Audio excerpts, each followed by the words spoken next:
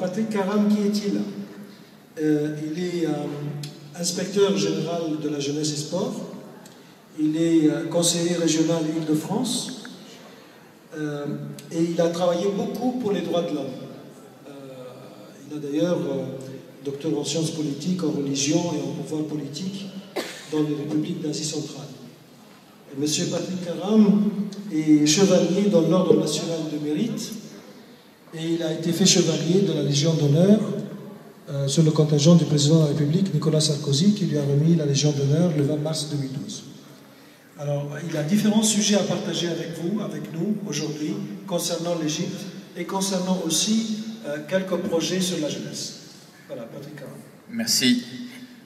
Je voulais d'abord adresser un témoignage de soutien à votre histoire personnelle. Quand j'étais au Tadjikistan, j'ai rencontré une femme qui était, elle, une militante. Elle se battait pour ses droits, pour les droits civiques. Et parce qu'elle était une opposante, parce qu'elle était connue, parce qu'elle combattait le gouvernement, un jour, ils sont entrés chez elle. Ils ont enlevé ses 2 filles, les ont violées et les ont assassinées sauvagement. Elle a tenté plusieurs fois de se suicider. Et finalement, elle s'est fait une raison, mais elle vit avec cette douleur. Je l'ai rencontrée et j'ai pleuré avec elle. Et tous les vendredis, avec l'imam, elle faisait la prière. J'ai prié avec elle parce que ce sont des questions qui rappellent la fragilité de l'humain face à des logiques implacables qui n'ont plus rien à voir avec l'humanité. Je voulais rebondir sur la question qui a été posée tout à l'heure, parce que c'est une question qui nous concerne. Pourquoi l'Occident? Les États-Unis? L'Europe? La France aussi, puisque je suis français? Pourquoi? La question, c'est pourquoi nous soutenons les frères musulmans, et Richard Castier a apporté une première réponse, et il a raison. Je veux compléter, s'il le permet, avec son autorisation, sa réponse. Il a raison, oui, l'Occident, les États-Unis, dès lors qu'il n'y a pas de régime anti-américain, quel que soit le régime interne, les Américains soutiennent. On ne découvre pas le soutien des États-Unis à l'Arabie saoudite.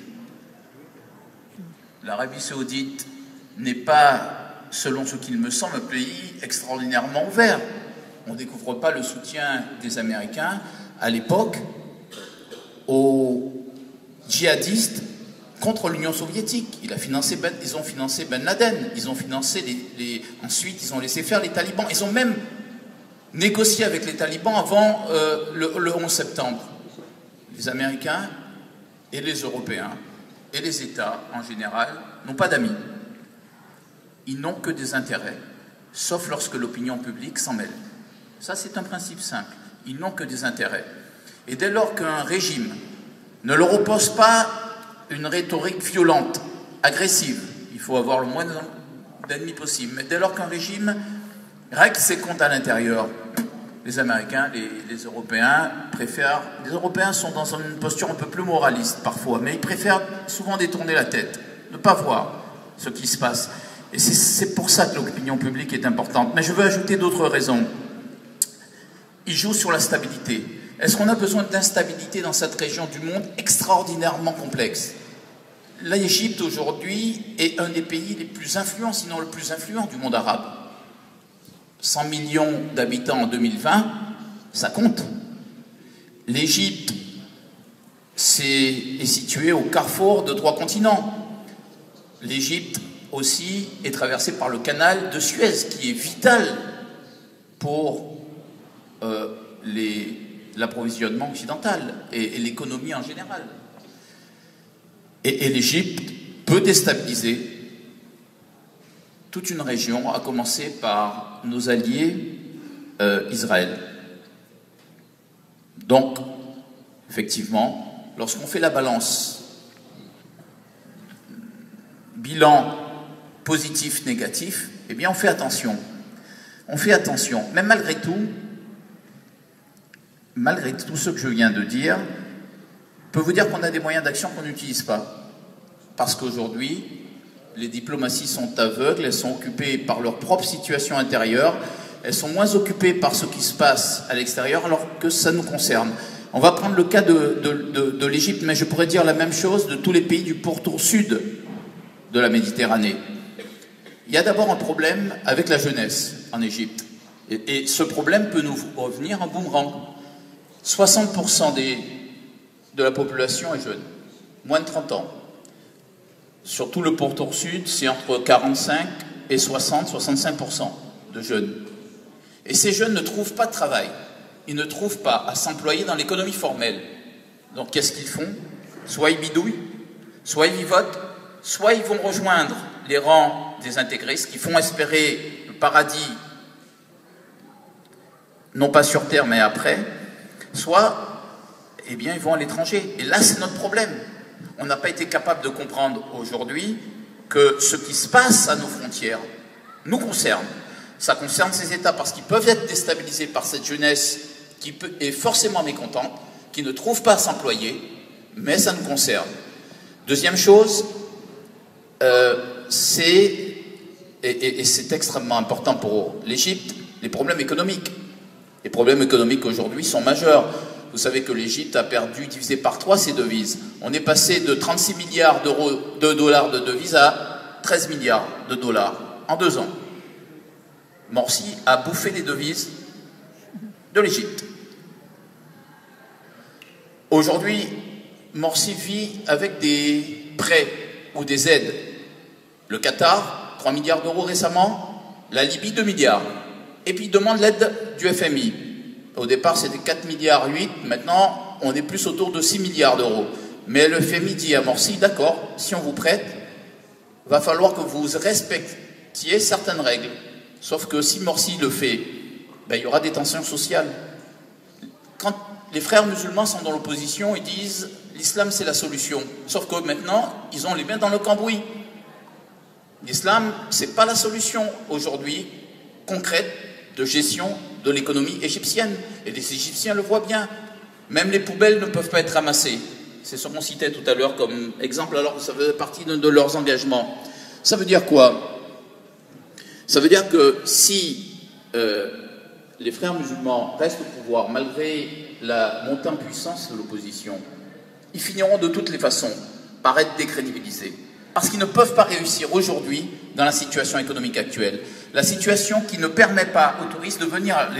Les touristes français ont été divisés par 2. On est passé de 600 000 à 350 000 personnes.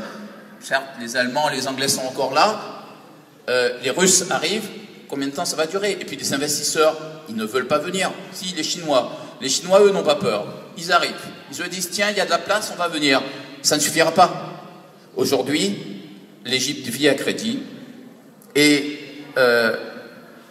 c'est pour l'Égypte une situation de faiblesse. Et donc, pour nous, ça devrait être un moyen de pression. L'Europe, on parle de l'aide américaine, parce qu'on dit que la rentrée d'argent de l'Égypte, c'est le tourisme, c'est l'aide américaine, l'aide militaire américaine, c'est le canal de Suez. C'est aussi l'aide, votre aide, l'aide des Égyptiens de l'étranger. C'est le 4e ou 5e poste de l'économie égyptienne. Mais nous avons en Europe une force. Nous sommes le premier investisseur en Égypte. Premier partenaire commercial de l'Égypte. Et premier bailleur d'aide à l'Égypte. Le problème, c'est que nous faisons tout ça sans rien réclamer. Et c'est là que le bas blesse, c'est là qu'il y a un problème. On ne réclame rien. On a une sorte de diplomatie aujourd'hui qui est une diplomatie, j'allais dire, un peu molle. On a de bons sentiments, mais on ne fait pas de politique avec les bons sentiments. Je pense qu'il faut que vous plaidiez, parce que ça aussi c'est votre rôle. Il faut que vous puissiez plaider pour que l'Europe remette les points sur les i. L'Égypte a besoin de cet argent. L'Égypte aujourd'hui subventionne le blé et le pétrole. L'Égypte est le premier importateur mondial de blé. L'Égypte a besoin de l'argent européen, du blé français. L'Égypte, donc, peut être sensible, le gouvernement égyptien, à nos pressions. Quand ils vont trop loin, on peut dire les choses. On ne peut pas imposer à un pays sa politique. sinon c'est de l'ingérence dans les affaires intérieures. Mais on peut leur dire, d'accord, voici nos lignes rouges. Vous dépassez ces lignes rouges, eh bien, ne comptez plus sur nous.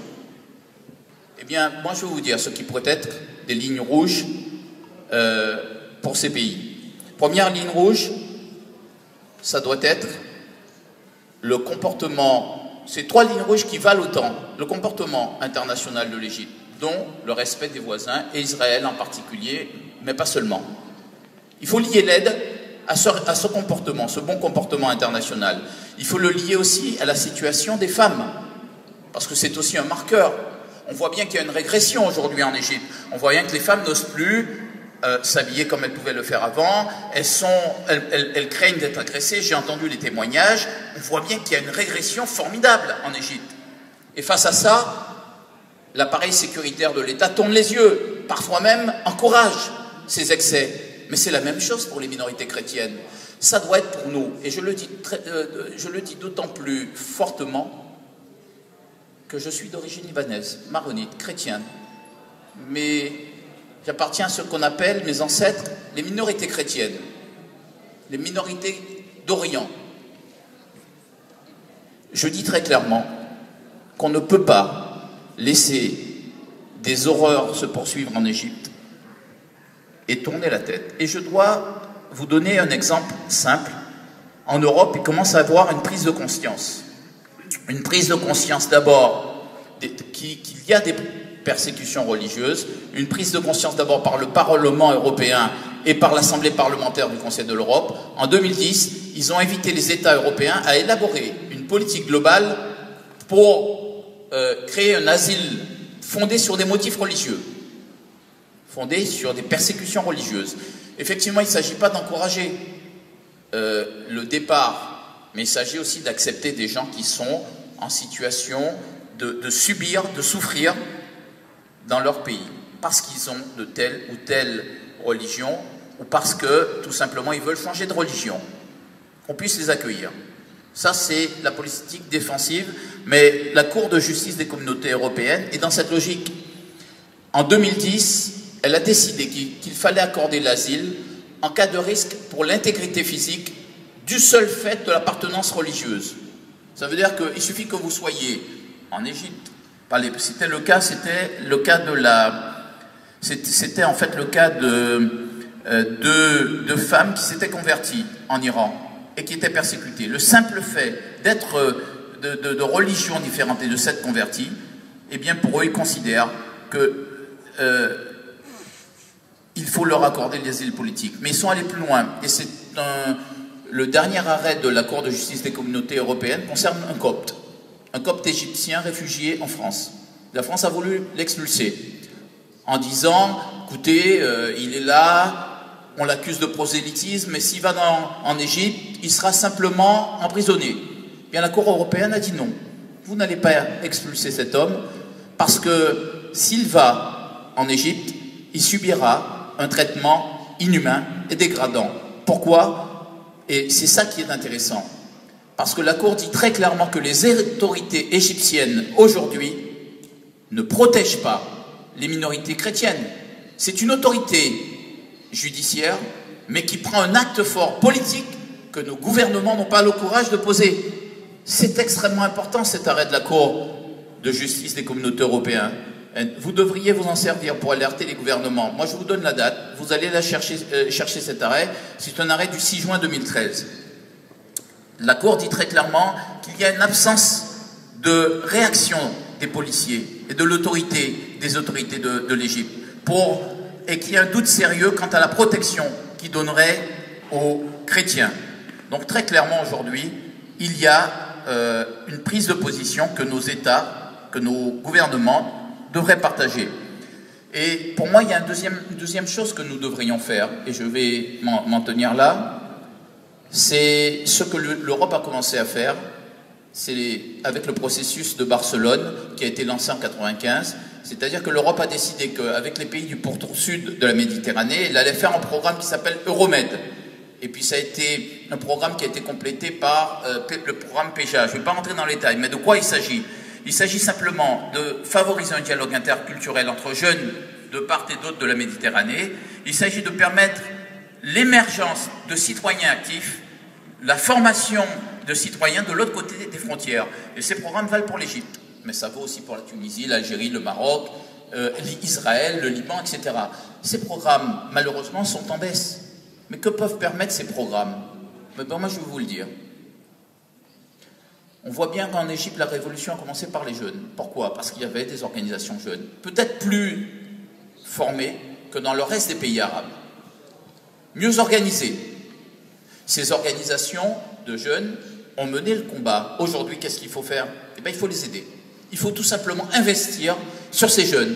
Il faut leur donner les moyens de communication, financer la création de radios, financer la création de sites internet, financer la création et peut-être financer des emplois. On est capable de le faire en Europe. Il faut que les programmes européens qui permettent de le faire puissent être transposés dans le sud de la Méditerranée. C'est impératif, c'est obligatoire aujourd'hui pour que nous puissions, nous, aujourd'hui, avoir des gens qui mènent un combat en faveur, ils défendent nos valeurs. Quand ils défendent les valeurs de l'islamisme radical, intolérant, ils sont financés. Ils trouvent les financements au Qatar ou en Arabie Saoudite. Bon, on peut continuer la liste. Mais quand ils disent qu'ils sont pro-occidental, on les regarde, on leur dit mais est-ce que vous êtes sûr que vous êtes pro-occidental? Et puis on n'a pas tellement d'argent. Et puis on verra ce qu'on peut faire pour vous. Ça n'est pas acceptable. Aujourd'hui, nous sommes à la croisée des chemins. Nous devons, et je vais résumer, lier l'aide que nous donnons à nos voisins, en faisant attention de ne pas les déstabiliser, mais lier cette aide.